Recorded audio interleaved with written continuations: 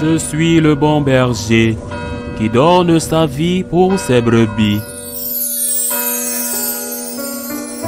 Jésus proposa cette parabole à la foule. Le royaume des cieux est comparable à un homme qui a semé du bon grain dans son champ.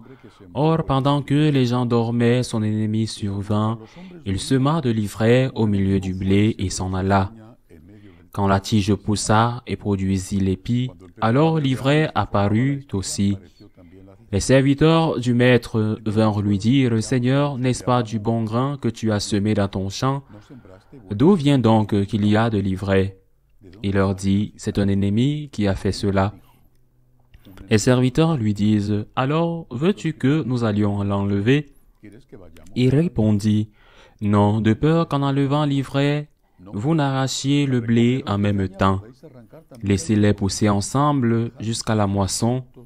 Et au temps de la moisson, je dirai au moissonneur, enlevez d'abord l'ivraie, liez-la en botte pour la brûler. Quant au blé, rentrez-le dans mon grenier. » Acclamons la parole de Dieu. À une occasion, et ce n'est pas l'une des pages les plus glorieuses de l'histoire, alors qu'il luttait contre les hérésies, les cathares, une ancienne hérésie portant un autre nom qui s'appelait auparavant les manichéens, ils se sont réfugiés à la base pour une question politique. Le roi de France voulait s'emparer de certains comtés, de certains territoires dans le sud de la France qui gardaient une certaine indépendance. Eh bien, le seigneur de ces territoires avait décidé de se convertir à l'hérésie et le roi de France en a profité pour l'attaquer, le détruire et s'emparer de son territoire.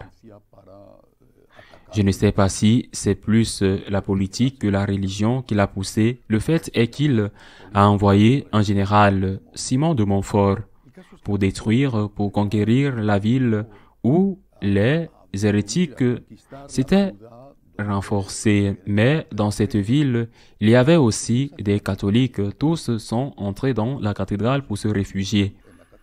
Quand ils ont dit au général, il a dit « brûlez la cathédrale ».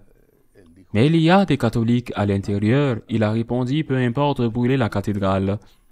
Et alors Dieu choisira les bons des mauvais. Et ils l'ont fait, et les hérétiques et les catholiques sont morts. Ce qui était une erreur pour les deux parties. Pourquoi est-ce que je raconte cette anecdote historique? Une anecdote terrible parce qu'il s'agit de l'utilisation de la violence pour défendre la foi. Même si, je le répète, ce que faisait le roi de France, c'était profiter de l'excuse de l'hérésie pour conquérir un territoire qui restait semi-indépendant. Qu'est-ce que cela signifie? Que, bien souvent, nous voulons nous débarrasser du mal en effaçant tout. Comme ses serviteurs disaient dans la parabole du propriétaire du champ de blé, il y a de l'ivraie, il y a du blé. Effaçons tout.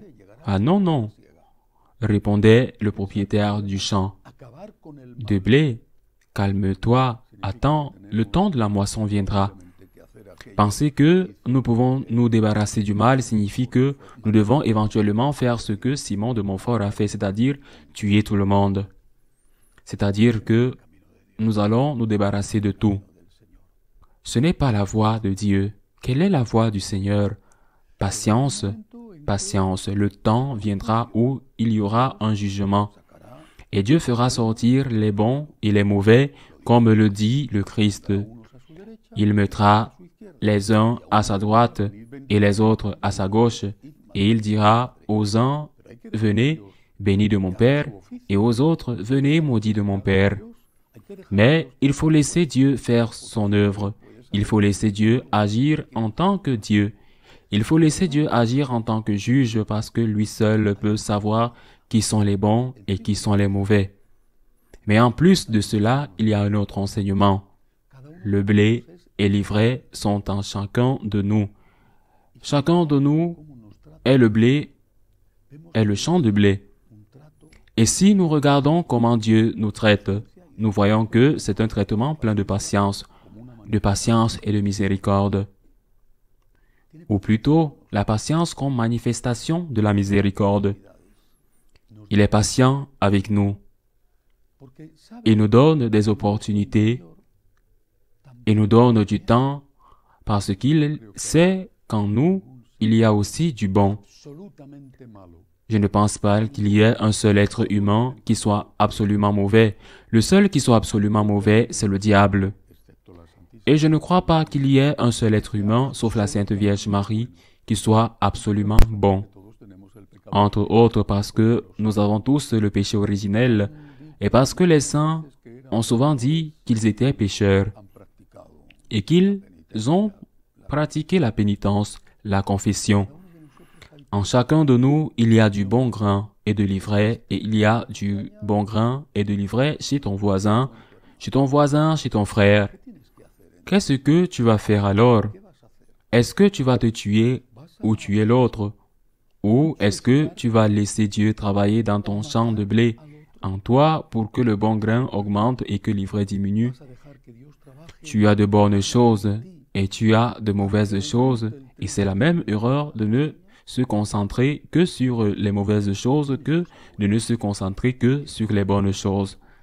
De même avec ton voisin, cette personne a aussi de bonnes choses et tu ne vois que les mauvaises choses. Et c'est la même erreur d'idéaliser cette personne, de croire qu'elle n'a que des bonnes choses, que de la diaboliser et de croire qu'elle n'a que des mauvaises choses. Si Dieu a de la patience avec nous, ayez de la patience avec vous-même, ne désespérez pas. Vous avez un vice, une chute répétée, continuez à vous battre.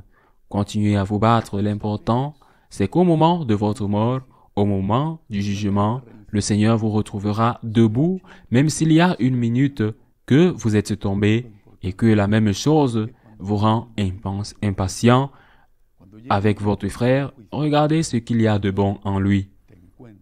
Je suis frappé par le fait qu'à un moment de la vie, par exemple lors d'une rencontre, ou lorsque vous rencontrez une personne et lorsque